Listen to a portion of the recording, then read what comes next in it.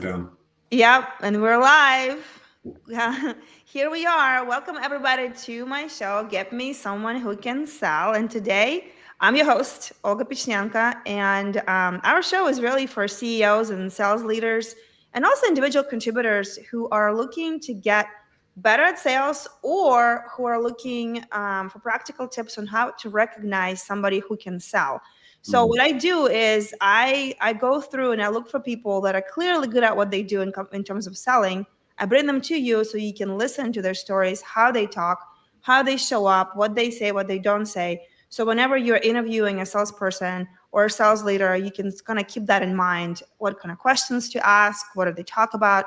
So that way you can start training your brain what to look for. So today I have a treat for y'all. It's Hamish Knox.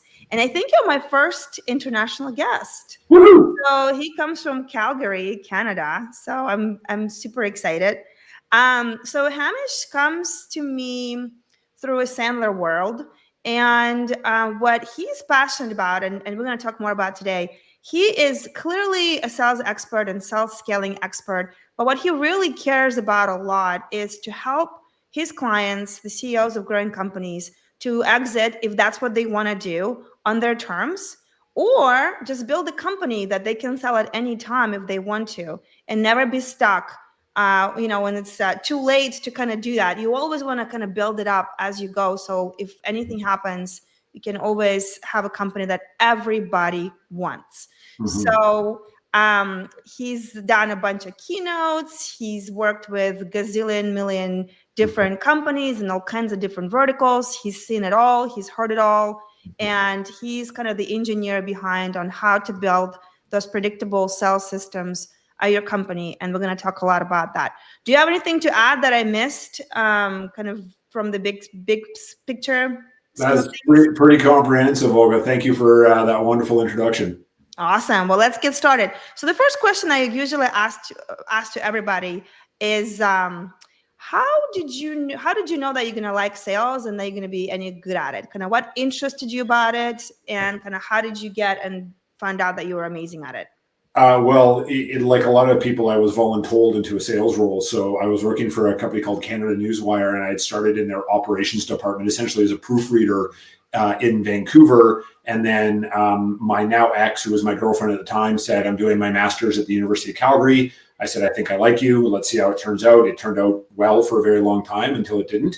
And I transferred over with Canada Newswire. And 3 months after I transferred over, they moved all of the proofreading jobs to Toronto and Montreal, and I got offered an inside sales role. I actually became the first inside salesperson to ever be nominated for Salesperson of the Year at Canada Newswire, and I eventually won that award as an account executive. But what I have a background as a journalist, so I really like words, and I've written a couple of books, and I started writing for my local newspaper in the very small town I grew up in when I was 16. And what I learned when I got into sales, and this very much aligned when I discovered Sandler, it's about gathering information. It's about going out and be genuinely curious about the human being that you're talking to, not going in and saying, "Olga, I've been in business for 25 years and we've won all these awards and our stuff is amazing and you should buy right now. And if you don't buy right now, I'll give you a discount by the end of the month." Uh, that kind of selling makes my stomach turn. Actually, it just kind of flipped over a little bit as I said it. And so ultimately, I discovered that I was already passionate about the type of sales that resonates with me. I just didn't know that it was called sales. I thought it was called journalism. Wait, so hold on. So you are the proofreader, which is like, oh, you don't have the journalism background. How did they decide we're gonna try you on inside sales? Like, did they volunteer you for that, or did you just take the job to kind of make some money and then find out that you're good at it? Oh, I didn't even know the job existed. All I knew was we got a brand new director of sales for our office in Calgary. And literally, his first job was to tell myself and my other 7 colleagues who worked as proofreaders or customer service people that you no longer have a job as of the end of this year. And then there was 2 of us out of the 8 who were offered inside sales jobs as a way to keep going. So I And guess clearly, he or she was it he or she? they hit the jackpot with you. Yes. So that's like a really good question to ask too, is that a lot of times people are like, how do I know that this person can be successful? What do you think you demonstrated for them to kind of offer you that job? Like what raw talent did you have? So, when I was in Vancouver, our sales team at the time was essentially waiting around to die. So I would be proofreading. So I'd be proofreading a press release. Canada Newswire distributed press releases around the world, and many other things. And I would go back to one of the account executives. They're like, "Hey, Olga's company is opening up an office in Spain. Like, we can send it to Spain and get it translated into Spanish. Like, does she want to do that?" And they'd be like, "Yeah, you give her a call." And so I just want to help my client. So I call Olga up and go, "Hey, Olga, it's Hamish calling from Canada Newswire. We've never spoken. I got your press release. Did you know?" And you'd be like, "Yeah, that's a great idea." And of course, my colleague in the back room gets the commission. I get nothing other than the good feeling of supporting my client. So I was doing sales already without actually doing it or getting the bonuses and the commission from it. I just wanted to help. And so that ultimately is what led me to it. Fascinating. Okay, those who are watching us, how to spot raw talent, they are obsessed with helping before they even get asked to help. So that's interesting. So taking initiative, being proactive, and going out there to kind of before you even have a job, which has actually been a common theme. A lot of people that I bring on here is that they always kind of like create the job for themselves. So like they're just like, I'm just going to do this, and then they get noticed and all of that. So that's take initiative. Whoever is watching. So how did you get into, so you're killing it at this place, then how did you transition to Sandler? Like what happened? So I had a role at Canada Newswire where I was essentially their big buck hunter in Western Canada. So I was a senior account executive for new business development or something was on my business card. Yeah, very fancy. Essentially what it meant is Fortune 100 companies, publicly traded companies who were not using our services were my prospects. So I was used to cold calling CEOs, CFOs, vice presidents of investor relations, and getting meetings and turning their business over to Canada Newswire from our competitor. And then our product specialists in Western Canada for a SaaS platform that we had for media monitoring and crisis management left. And they came to me and said, "Hey, you're already traveling between offices. Why don't you just sell this stuff too?" And of course, at the time, all I heard was more commission. So yeah, sign me up for that. And then, so not only was I doing the first job, I was doing the second job, which was cold calling VPs of communications, VPs of IT, going in and talking about crisis management and firewalls and all this kind of stuff. And Canada Newswire ended up buying DNA 13, which was the company out of Ottawa that had created the technology that allowed us to deliver a news clip to our clients who subscribed 4 minutes after it aired. So think about this as in a crisis management situation. You, as the crisis communicator, could be seeing in near real time what the media was saying. Now, of course, we have lots of other media that we can do today that at the time was revolutionary. So I'm in Calgary. My last sales manager, his name is Gord. He's based in a suburb of Vancouver, British Columbia. We both randomly decided to have dinner at the same Portuguese restaurant. And so I went in and said, "Table for one." They said, "Go sit at the bar, loser," or something in French. I'm not sure what it was. And Gord was there. And Gord is Bell, Rogers, Xerox, IBM. He's done lots of training. And so we're sitting down. He's like, "Hey, what's been going on?" I'm like, "Oh, I've been talking to my friend Olga, and I've been talking to Adam." And he puts his hand up and he goes, "Have you ever heard of Sandler?" And I said, "Nope." And he goes, "It's really how you think and talk and act." And I said, "Thanks, I think." And that night I Googled and I found a article by my now former colleague, Bill Bartlett, who was out of Chicago, retired a couple of years ago. And it was like I walked into a church and God spoke to me. And I was like, how do I do this? And so I filled out a Just form, and I went to a discovery day in Baltimore, which is so you want to be a Sandler trainer. I signed the papers January 1 of 2011 because I thought it was symbolic. And the day that I landed in Baltimore for my initial training was the day that Bin Laden was killed. Oh, wow. Yeah.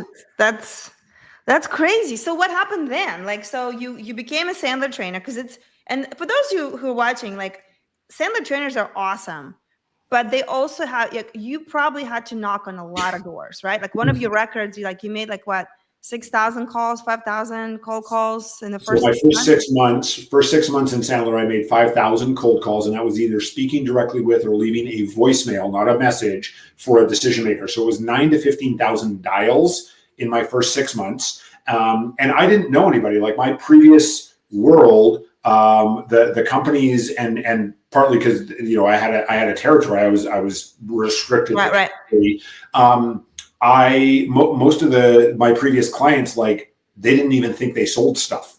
And they had no interest in sales. Now, my first largest client, which fast forward a year, I was named Global Rookie of the Year at the very first Sandler Summit back in 2012. And this first largest client, which was a client of mine at Canada Newswire, was a big part of that. So I did that in 2014. Sandler published my first book, Accountability the Sandler Way. 2016, they published my second book, Change the Sandler Way, which I'm speaking at the Sandler Summit in Orlando next Thursday. And in 2020, I was named the first Canadian recipient of the David H. Sandler Award, which is our highest non-selling honor. And what was really special for me, not only because we were literally the last airplane to land at the Calgary airport before we had to quarantine for 2 weeks, because this is the beginning of March 2020. Right. Not only was I nominated by my peers to receive this award, I'm the only time that Sandler participants have ever voted on the recipient. So not only do peers globally nominate me, they selected me to receive that award. So that's a pretty big honor right there. Yeah. Huge. I mean, that's so. How in the world do you go from helping CEOs grow the companies to now you're like, I really want to kind of move into this exits and how to help them build the scalable businesses, and like what went in your brain to sort of start going in that direction? Do you remember that moment? Or yeah, because it was like, well, what do we do now? Sales training is a commodity. I'm sure that hurts the hearts of all my Sandler colleagues who are hearing this, but ultimately, like, sales training is a commodity, and really Sandler is about having more effective human to human interactions, personally and professionally. So are there human beings interacting? We can provide some kind of support. And I was thinking about the entrepreneurs that I was working with, and then also I was in a couple of CEO entrepreneur groups as well, and just listening to their stories. And then I actually got connected with a really cool organization called STS Capital, which is a global M&A firm. Mm-hmm. And I started thinking about, like, how can I support my clients, not just with what I do. And one of the things that I tell my clients regularly is, when you can make introductions to your clients that don't necessarily put money directly in your pocket or don't relate to a service you sell, your credibility goes up massively.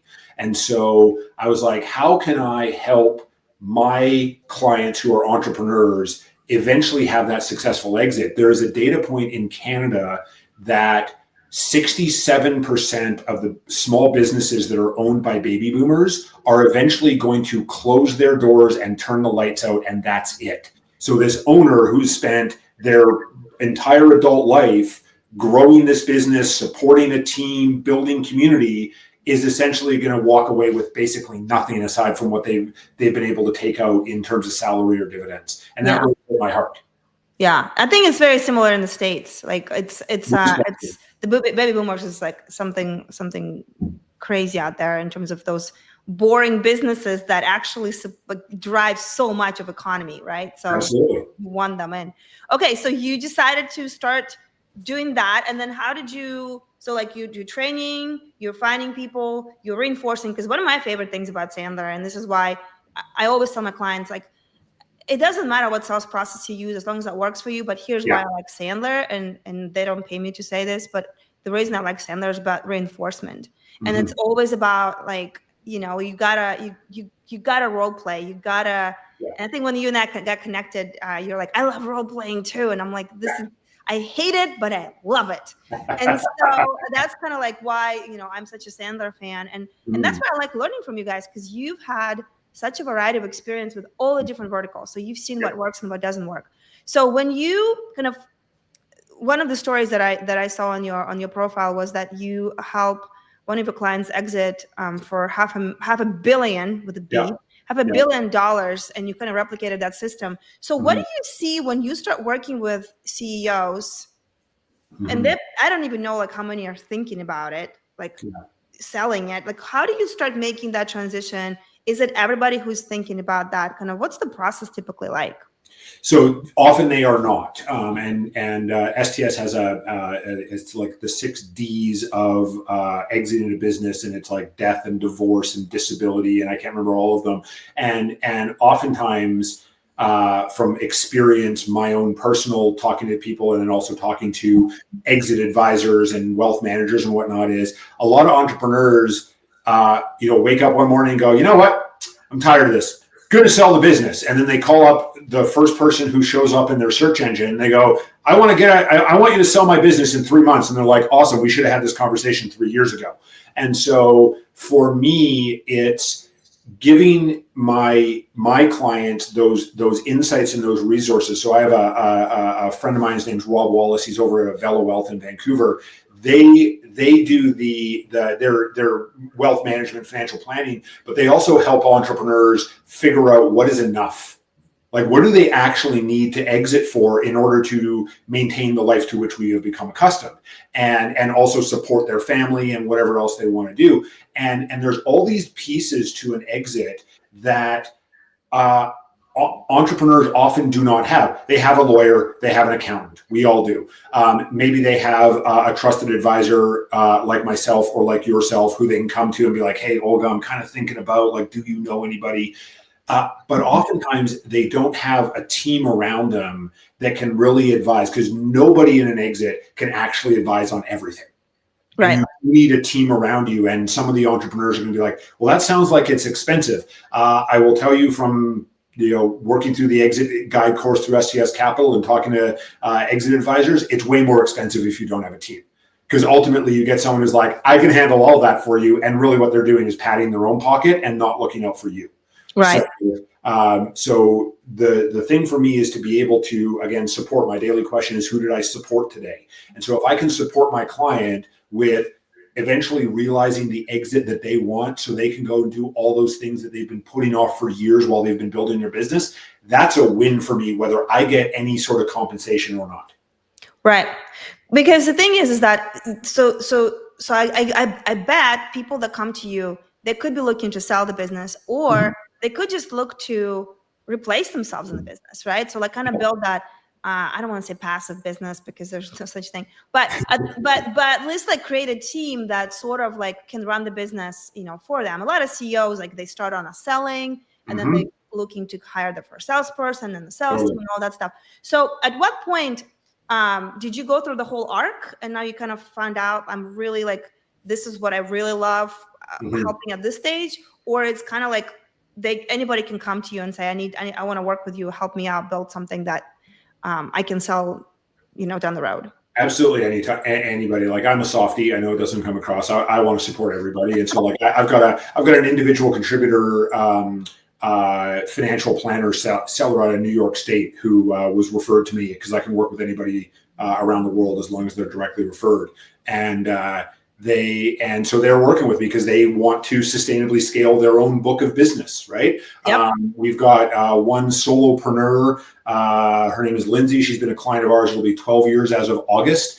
She started working with us when she was 18 months in business. And we have supported her through, I think she now refers to herself as Lindsay 9.0, because she wanted to continue to sustainably scale. Now, a lot of like, let's call them early stage founders, and I don't necessarily mean like pre-seed or angel or anything like that. They're the bottleneck, essentially, right? They're doing probably all the sales or most of it. They might have a few people doing like admin or operations or marketing or whatever, but they're the bottleneck. So they want to remove themselves as the bottleneck. Absolutely. Happy to support you. Remove yourself, have a business, not a job, right? A lot of entrepreneurs build themselves a golden trap of a job, not actually a real company where they're a true owner. And then the organizations that come work with me who are saying like, hey, I've got 5, 7, 10, 24, 300 salespeople, and we're all misaligned, right? We don't have a common language. Our funnel kind of expands and contracts, looks like a stomach in an antacid commercial every now and then. We want to make this consistent, sustainable, and repeatable. And then, yes, I would like to exit one day because I have a vision of my present or future that's bigger than the present. Awesome. Let's start there. So initially it's like, where are you and where do you want to be? Right. And what's the gap? Because everybody's going to get pretty close to where they want to be just because they're awesome. There's always a gap. There's no reason why someone's going to reach out to us if they don't perceive a gap in from where they are to where they want to be. And so we just have to figure out what the gap is and how to fill it. Well, and also another thing is interesting it's the education piece, right? And I forgot what book I read that talked about build the business like you're going to sell it or something like that. That's what I was like, what? Oh, wow. That makes a lot of sense because like you said, you don't want to be too late because then it's what is it? It's the emergency sale. And unfortunately, a lot of money gets left on the table because you didn't do it. And there's a lot of talk that's going around systems like operationally, financially, even marketing. Oh my gosh, marketing has so much systems in that. But when it comes to sales, at least, the people that I talk to, no matter how big the company is, they sometimes still struggle with the process, the knowing how to sell. They like they're still kind of flying, they may hire the VP of sales every 18 months and then fire them. And then it just keeps on going. And it's not because they're like, don't want to work it out, but there's so much misunderstanding about it. So now let's talk about your systems because that's so sexy, like about, sales scalable system stuff. So what did you tell us about what was behind that big exit that, the $500 million? Like what exactly happened there? I don't know how much you can tell me. So I will preface by saying it was a SaaS company and it was an exit to a private equity firm. And it was back in the days when private equity firms were throwing around really large multiples. So I don't want to think it's a unicorn in my client base. However, I just need to preface with everybody, this didn't happen last year. This happened a few years ago. Right. But it still happened. So I'm allowed to tell the story. So the first thing was CRM. And I know CRM is very scary for a lot of people. Sandler has a really cool relationship with HubSpot and also with Salesforce in terms of integrating things. And ultimately, one of the things that I got told by one of the senior executives at my client after they exited is the private equity firm said to them, we can model back to your beginning. And I didn't start working with them at the beginning, but I came in later. We can model back to the beginning and see how you got to where you're at. And we can actually model forward and see that we're going to get our return that we expect in 3, 5, 7, whatever their time horizon was, because of this system you have in the CRM. And that was I actually helped them put together the CRM process. So CRMs are CRMs. They're all wonderful. Pick the one that works best for you. Of course, I have a couple of recommendations that I will make if someone has nothing or they're frustrated with their current one. The key thing is to have a common naming scheme. That's the number one thing that most people screw up with CRMs. So how do we put in opportunities? Is it company name, comma, service, comma, close date? So as a leader, how can I pull a report that instantly gives me a picture of exactly what is going on in my sales organization from an opportunity perspective? If the answer is no, then let's get a common naming scheme. It's a super simple thing that we can do that instantly creates clarity from the front lines all the way to the board level about what's going on. The second thing is to get real data real quick. And so for most of our clients, they don't necessarily have a lot of proactive data. They have a lot of reactive data, which is how much revenue came in and things like that. One of the pieces of reactive data that can be valuable is to understand how long it takes for an opportunity to go from stage 1 to stage 2, stage 3 to stage 4, and presuming the company has a gate selling model. Right. If they don't, that's another thing that they need. And that is a metric called days in stage. And days in stage is very, very powerful because it can tell you as the leader, your shareholders, and then potential acquirers, what is the necessary, how fast are things moving? What's your funnel velocity look like? Because from an acquirer, biggest fear of a business buyer is that when the primary driver of that sales engine goes away, does the sales engine go from 8-cylinder to 2-stroke? Now, I'm not a car guy, but I do understand really big to really small. If we have our revenue engine set up essentially like interchangeable plastic blocks. I could say Lego, I'd probably get sued. And I can pop Olga out, I can pop Adam in, the gears take a second to connect, and then Adam can continue to grow and scale, higher multiples. Yeah. Possible when we get that. So that's the number one thing is CRM, have a common naming scheme, and get real proactive data real quick, especially that metric of days in stage, because that is going to tell you very quickly where your sales pipeline might be broken. Well, and I don't want to interrupt, but and I don't want to go too much into the weeds on this, but how do you typically determine, or help your clients determine, like, what is the goalpost? Like, how do you set those goals, right? Because some salespeople, and that's why one of my least favorite questions is like, what's the quota attainment for your sales organization, for each rep? And I'm like, that's so. What if the reps are just some of them are just not good, right? And they actually need to be let go. And a lot of times people will keep that because they don't want to replace them. There's just so much politics could be happening in the company. So how would you decide, like, this is our norm, and not pay attention to maybe the B and C players that are could be making it more fat than it needs to be? So what we encourage all of our clients to do, because I have yet to encounter any client, any organization, whether I worked with them or not, that actually had real proactive sales data.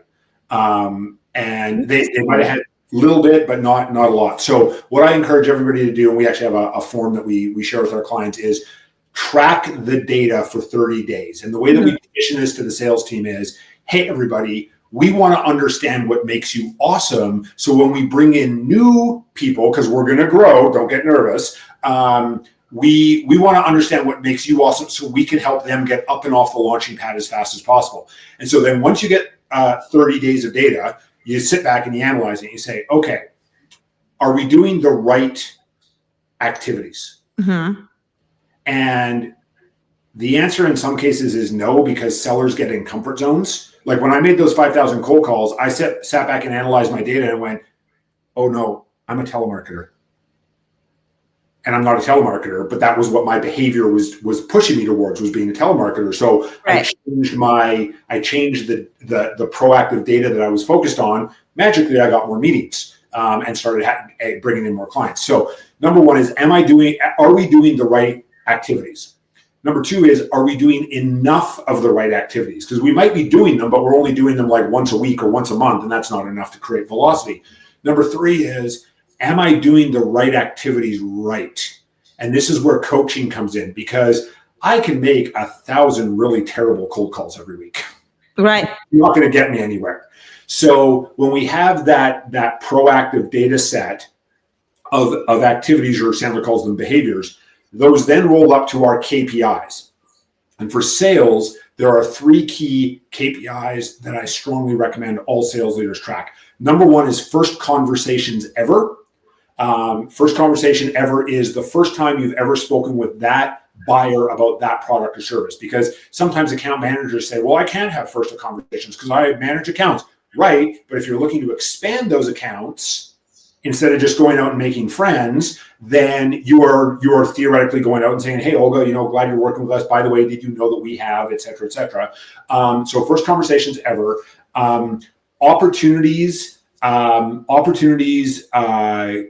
created, right? So theoretically, first conversation ever is going to move into an opportunity created, and not all the time, of course, because sometimes our buyers are like, no, I don't need that service, or I buy it from somebody else, or whatever. And the last metric, which is really key and is actually very popular in the tech world, is coverage. And so if you're watching this and you're like, I don't know what coverage means in this context, it is your annual target divided by your close rate. So if you have $1 million target and your close rate is 50%, you need to have $2 million in your pipeline at all times in order to hit your $1 million target. And so those are the really 3 powerful KPIs. So behaviors roll up to KPIs. KPIs eventually help us get to our target. And our target is whatever the number that has been decided we are going to have to hit this year. Got it. So in terms of conversations had, you actually mean actual conversations, not contacts, reached out or whatever. None of this. I hit my activities. It's actually conversations had. And so after 30 days, you start seeing the data for all of them. And some of them are ahead, some of them are behind, right? And then what happens? So and then you say, and so to address the activity side, like God sent a messenger, I don't care. Like, what did you do today, Hamish? Oh, I sent out 4,000 emails. How many responded? One to say, take me off your list, but I'm doing the work, boss. Like, right. I don't care. That's not advancing things. So you get the data set after 30 days, you analyze it through those 3 questions of right activities, enough of the right activities, doing it. And the third one is more so like a coaching opportunity. And then you go to the team and go, okay, group, this is our standard. Right. And we what we want to avoid is, hey, everybody, we average 20 first conversations ever this month. You now need to do 22 a month like that, because that's not fair, because the team members are probably feeling like they crushed it over the month because they probably accelerated a little bit to show off. Yeah. So we say, all right, you hit 20. We're going to do 20 for the next 90 days. For the next 90 days, everybody's target is 20 first conversations ever a month. And then actually at 75 days, because all the momentum you've built up is going to carry you through from 75 to 90. At 75 days, us as the leader sit back and go, okay, where are we at? And who's performing, who's not performing. Now, as part of this, in my book on accountability, talk about the 5-minute check-in on Monday and the 15-minute checkout on Friday. So it's not like we just say, hey, for the next 90 days, it's 20 and go sell stuff. It's right. 20. And by the way, we're going to be meeting one-on-one every Monday, every Friday. We're going to have our regular group meetings, because then that way we can get an early warning sign. I learned several years ago that an airplane is off course 98% of the time. So even if you're flying from Austin to Dallas, your aircraft is off course 98% of the time by like 1 or 2 degrees, folks. Right. However, in especially with sellers, we tend to wait to the end of the month or the end of the quarter, or at worst the end of the year, to be like, well, Olga, I don't think you did very well this year. Or, oh, well, Olga, you crushed it this year.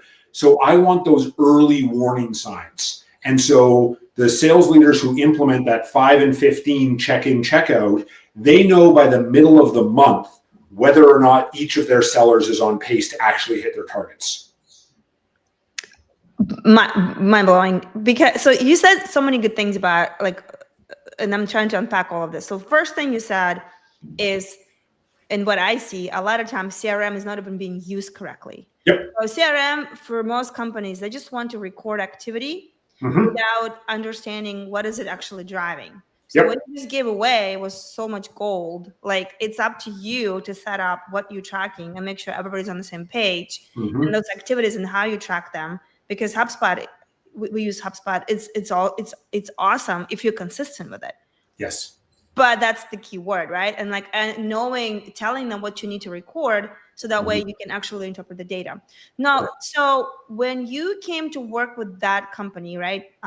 Your big exit one, did they have what did they have figured out and what they didn't have figured out? Like where were they at? Do you remember? So like a lot of SaaS companies, they had, the SDR, AE, AM model, right? So SDR sets the appointments, the AE does the demo, qualifies, closes the opportunity, goes over to customer success implementation, and eventually goes over to an account manager who theoretically keeps it and expands it. So they had really good, they had a really good tech stack, right? So they had a CRM, and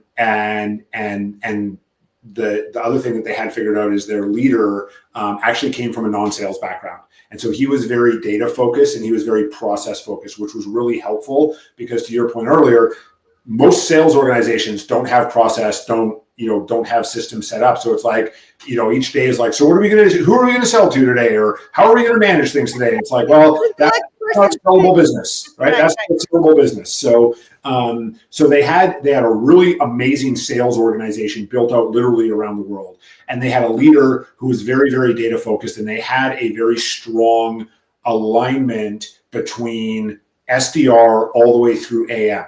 So everybody understood that they were there to support their buyer, not to necessarily get their own individual siloed needs met. And so the team was very, very cohesive, which made it easier when they had a common language installed for them to very quickly move things through the funnel, because the SDRs were setting up the AEs for more success. The AEs were setting up their implementation CS teams for more success. And then the CS teams were able to hand over really well implemented systems to the account managers. So the account managers were starting off on a good foot with the buyers, which is, the AMs, I really feel for them, because oftentimes they end up being the messengers that get shot by the unhappy buyers, who were either upset at the beginning of the sales cycle or at implementation or somewhere in between, and they haven't had an opportunity to really express this. And now the AM comes in genuinely looking to like, hey, how can I help you make this better? And how can I da-da-da? And they're like, you're my target practice for today.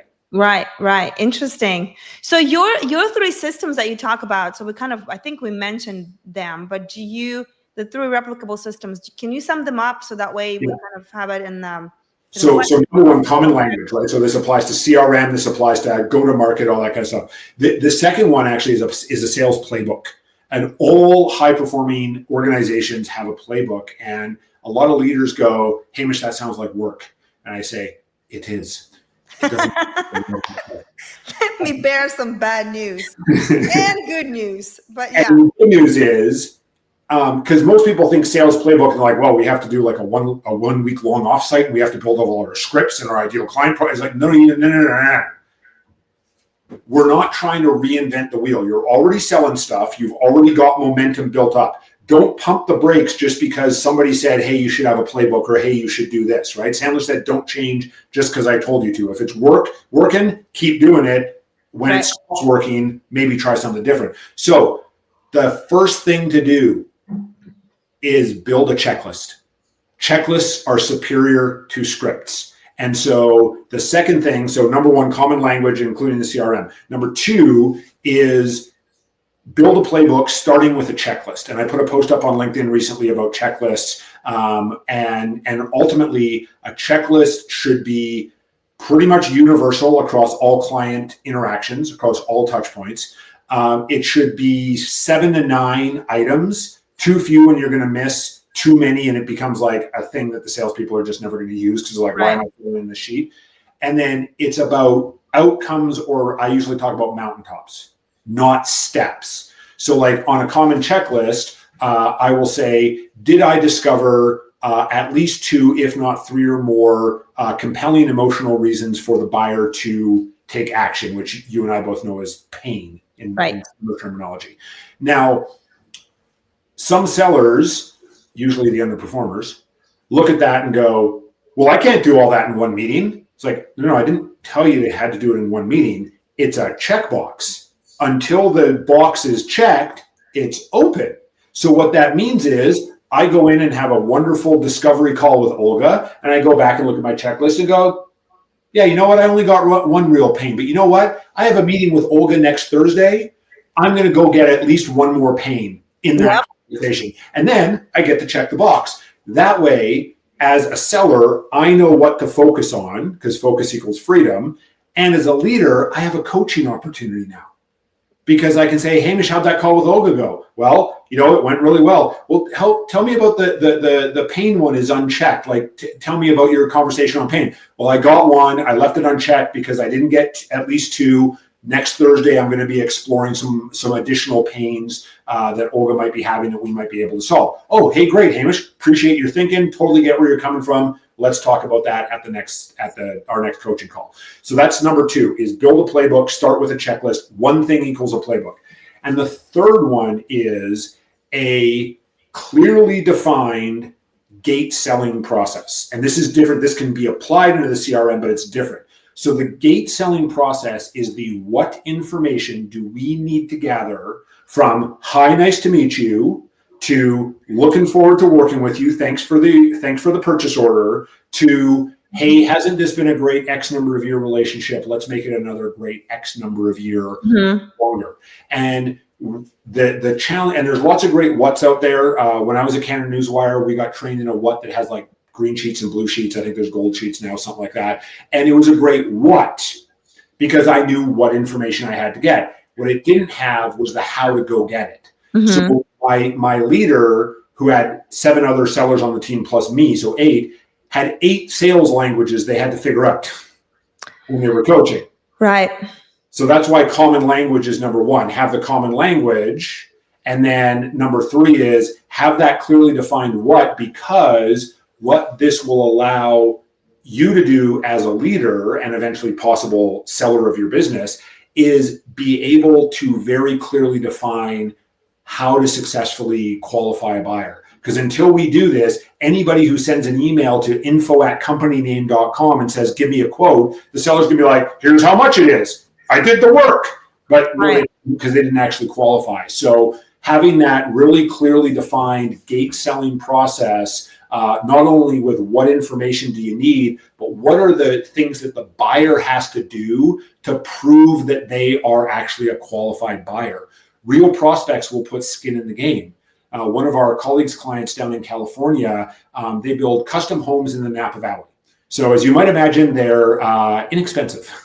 And so they're mostly selling to people that we see, on movies, TV, magazines all the time. And what they discovered was a key inflection point. If their potential buyer would fly to Napa Valley and visit their shop where they would build the homes, they closed 83% of those buyers. If they wouldn't, they closed 21% of the buyers. So my colleague who's talking to the owner, he's like, okay, well, if they won't come, disqualify them. And the owner's like, but the 21%, he's like, awesome. And how many calories are you burning to find the 21% that you could then reshift over to people who would fall in the 83% bucket? And the owner went, oh yeah, that makes a ton of sense. So literally they have said no to some very high profile people who wouldn't come visit their shop. So those are watching. So what Hamish is doing is he's demonstrating the storytelling supporting numbers, right? And that's another big key. Like when you're talking to a potential salesperson they want to hire, how likely are they using the numbers in their story? Because if they're not, or they're being like, there's nothing about him that's vague, right? So everything he says, and it's consistent with like all the top performers, they thrive on this kind of details. It's like a details of the hunt. And I'm not saying this to like minimize anything. It's just like if you really hunted, you have a lot of details. If you don't know what you're doing, you're going to be throwing all kinds of smoke up everything, right? And so I just wanted to kind of point out, because you're just demonstrating, you're like sucking me into the story because you have all these details. And now we can go as deep as we want to into this conversation. And you're not going to be scared of that because you've done it. So those 3 systems are fascinating. And I think the third one is probably where, I don't know, I'm just guessing. Is that where most companies kind of fumble? Because they're so focused on driving leads and conversations and qualifications and closing. And then is that kind of where you see a lot of improvement also being kind of happening? Massive. And it is a challenge up front. So I had an office furniture company, and this was a pre-COVID story because not many of us are working in offices, and nor are we buying much office furniture these days, although certain organizations with their return to work mandates might be in a different spot. But you may be surprised to learn, Olga, that the salespeople at this office furniture company would hand over orders to the delivery team that were incomplete. I'm sure this is shocking to you. Right. So, why would you do that? So the operations person who genuinely wants to help the client would go back to the salesperson and say, hey, like, does Olga have like a loading dock we can go to? And like, when is she expecting delivery? And the seller would say, tell you what, you give Olga a call. So now you get a call from somebody you have never met before. Right. And they're asking you questions that you're like, either A, didn't I tell the sales guy that? Or B, why the heck are you bothering me with these questions? Don't you know how to do your job? Right. And now, like the account manager who gets bitten by the unhappy prospect or the unhappy client, now they were breaking rapport with their buyers before they had even delivered. So we brought the entire executive together, including the VP of operations, and it was and once we built out their gate selling, the CEO gave permission to anybody in the operations department to refuse an order from a salesperson that was not complete, that had not checked all the boxes.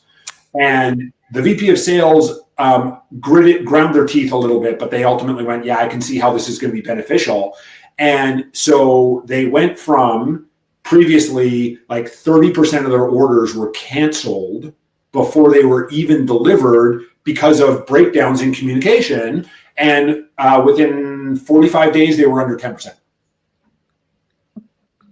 What? Mind blowing. That's crazy. And here's the other thing. The sellers knew what they had to ask in order to have a successful implementation. So now, and they didn't literally bring out a checklist and go, so Olga, tell me about this and tell me about that and tell me about this. But they knew in the back of their mind what questions they needed to ask. And if they forgot, because we're all human, we forget things, they could call back their buyer and go, hey, Olga, great to see you today. I was just implementing your order and I realized I forgot to ask you 3 questions. Probably takes 6 minutes or less. You got 6 minutes for me. And of course you're like, absolutely, I want to get my order implemented. So what do you need to know? And so everything became a lot smoother as opposed to being incredibly choppy. Fascinating. So when it comes to, so like when we talked about kind of setting the systems, that's awesome. But then what's interesting, and you wrote a book about it too, is that you've got the accountability system, I guess, framework that you use. And I will put the links to your books in the comments so people can check it out. But can you like just do a little summary? Because the thing is you can have all kinds of systems and all kinds of KPIs and all kinds of processes. But then when you ask, like, how do you hold them accountable? Like, well, we have a meeting. Okay, well, but what do you do in the meeting, right? And so, and I've heard all kinds of stories. So tell me what's your framework like? Because clearly you wrote a book about it. So yeah, well, and I also wrote a book on change and the human side of change. And human beings fear 3 things: death, taxes, and change. So when we are talking about implementing these things, I'll just give all the leaders watching a hint. And this is actually my colleague Tom Neeson said this is the quickest way to kill anything, especially with a sales team, is to say, we're going to try this. Because what that says to your sales team is, oh, boss went to a conference or read a book or watched a video and this too shall pass. Yeah. And so this is law. This is the way we do things here going forward. So with accountability, let's step out of the meeting first because we have to talk about the C word.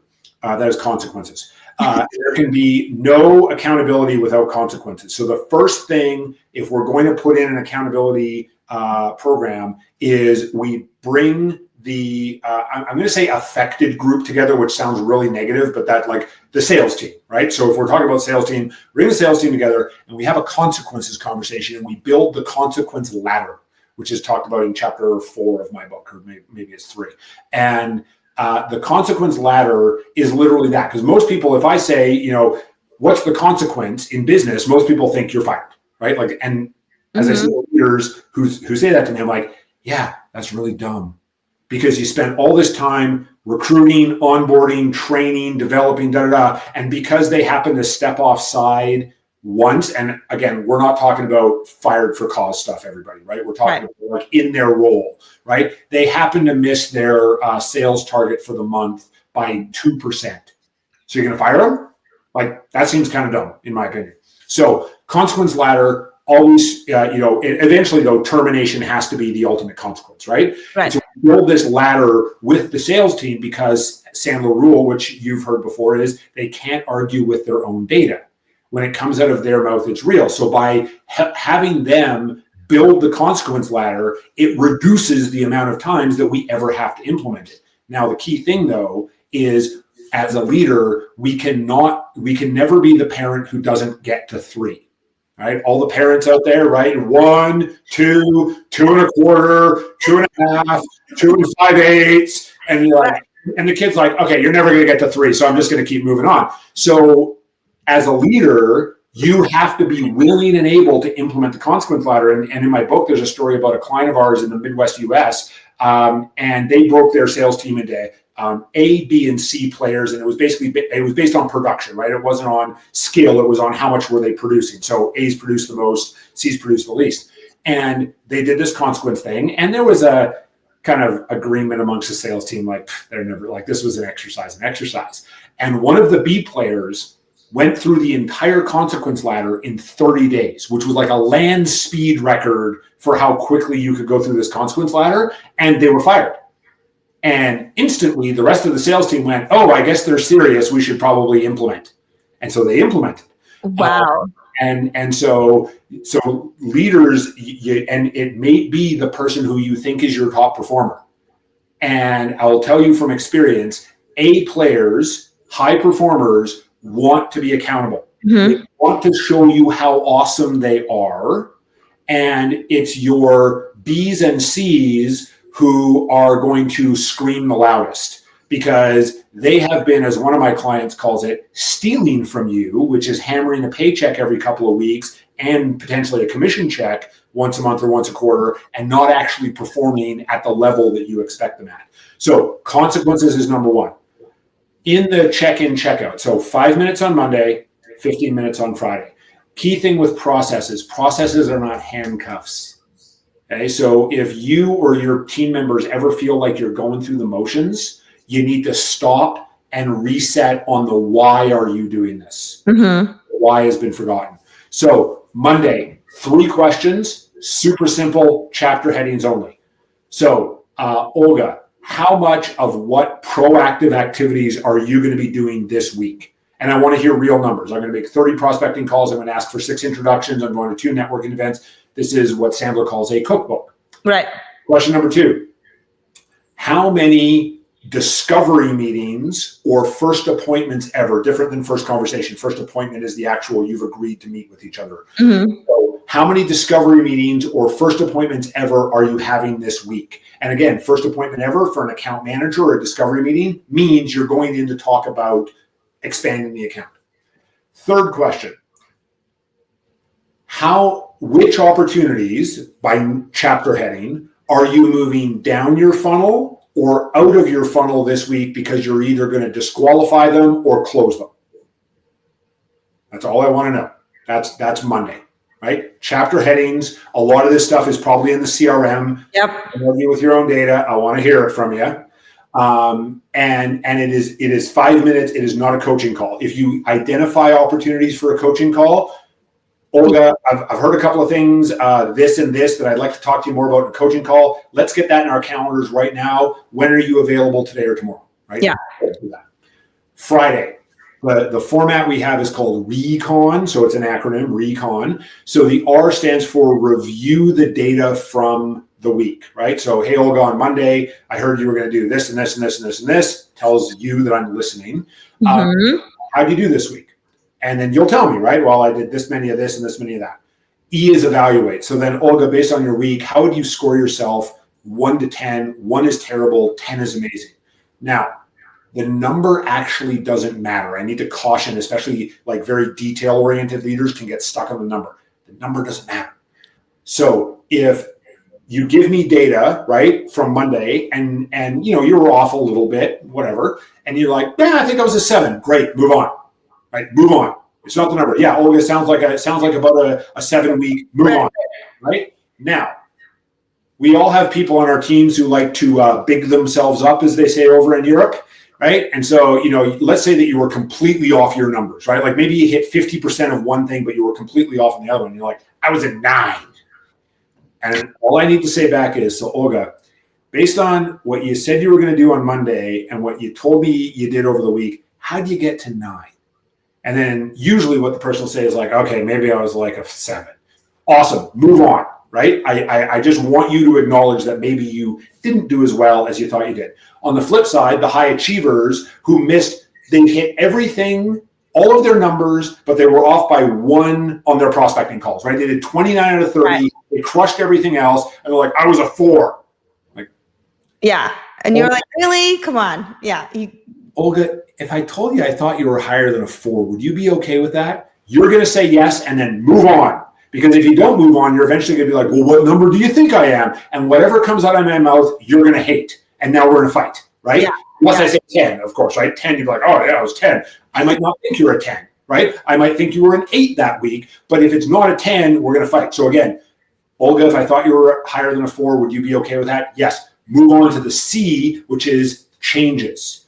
So then, Olga, based on what happened this week, what are you going to change so you can either move higher to a 10 or stay at a 10? It's going to depend on your answer for the evaluate. Yeah. And what I want to hear, group, is real, specific, observable, measurable. What I don't want to hear is, stuff and things, right? And then they're talking to people.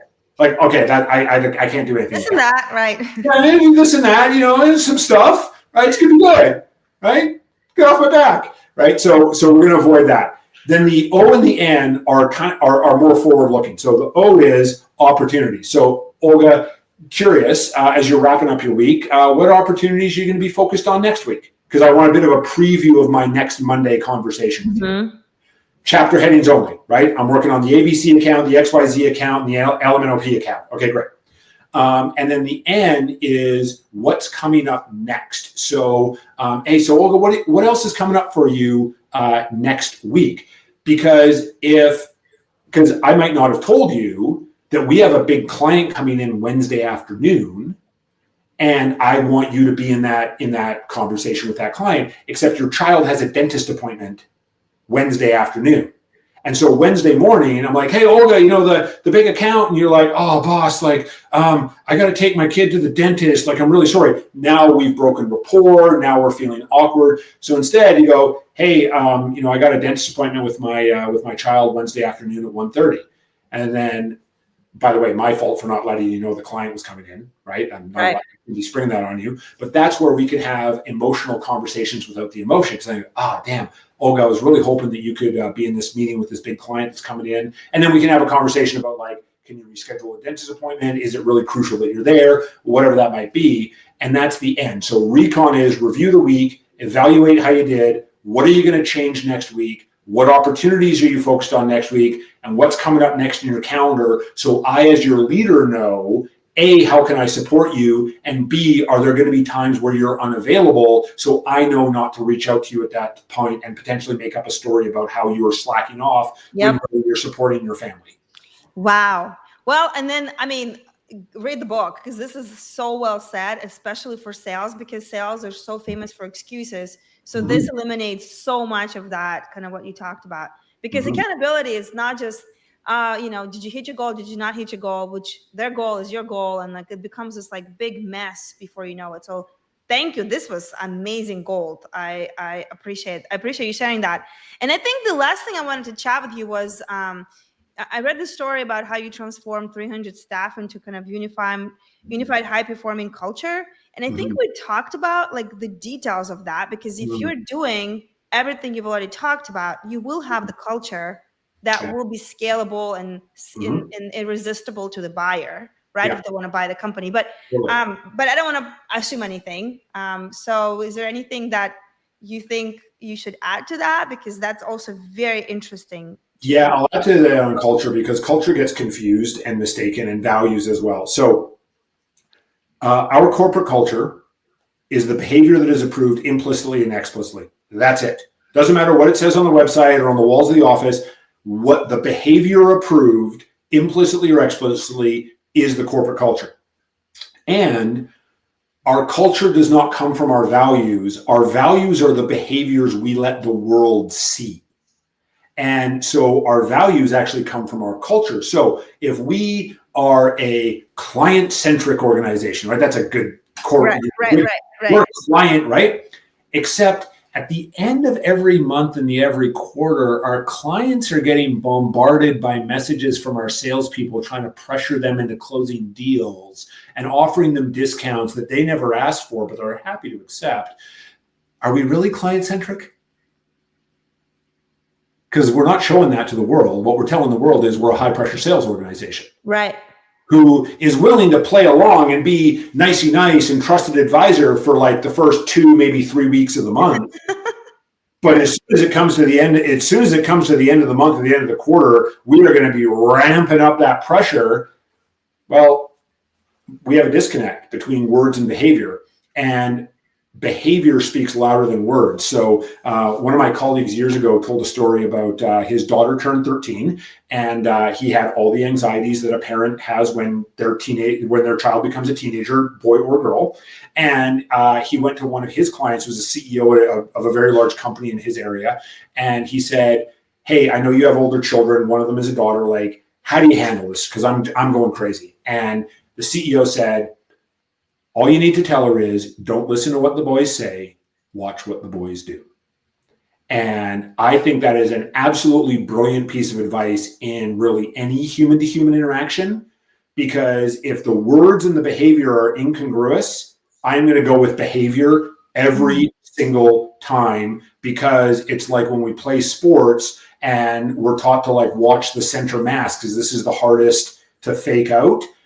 We can't fake out our behavior. Our behavior is an indicator of our true values and our true intentions. So I will encourage everybody, if you're leading sellers, or if you've got a leader who's maybe, incongruous, their behavior tells you everything that you need to know. And it might be disappointing. That's fascinating. And that's very true, because especially with sales, it's pretty obvious what they do. Yeah. Well, I know we're coming up to an hour, and this was so packed with like so many practical tips and strategies and takeaways. Is there anything that I didn't ask that I should have asked about this topic that maybe we overlooked or whatever, that they kind of sum it up to those that are watching and who are thinking about building a scalable organization when it comes to sales? Well, as the audience already tells, I can't answer a question in less than 30 seconds. So what I would say is, keep in mind it's about baby steps. This is my oldest daughter's baby shoe. She will be 13 in May. So baby steps, like the example I gave of just make the checklist, that's your playbook. Build from there. So with the gate selling, what is one piece of information you want your sellers to gather at the top of the funnel to determine that you have a real viable commercial opportunity? That's the beginning. So baby step your way in, and don't stop just because you heard me say, well, you should do this instead. Keep the momentum in your organization going and put in these building blocks that one day you'll say, wow, we're a completely different sales organization, and it didn't feel like a change. Wow. Thank you so much, Hamish. So for all you watching, if you are thinking about building that scalable sales organization, and if you want to sell it or you don't want to sell it, whatever you want, he's your guy. He's obviously clearly amazing what he does. Where can people find you? Kind of the easiest way. So I'm the world's #1 Google search result for Hamish Knox. So that is the absolute easiest way to do it. There are not many Hamish Knoxes in North America. So if you Google Hamish in Calgary, you'll definitely find me. Hamish Knox on LinkedIn, and I pretty much look like this in my profile picture. So I'm easy to find. And then go.sandler.com/Hamish is my website. And please reach out. The first place that we start is an initial 25-minute video call to build some rapport and discover if we like each other enough to ever want to talk again. Oftentimes we do. And then we will go from there in terms of whether or not we put together a scoping call and potentially do some implementation with you. Awesome. Well, thanks a lot. Appreciate you so much. And, you have a great rest of your week. You as well. Bye. Bye.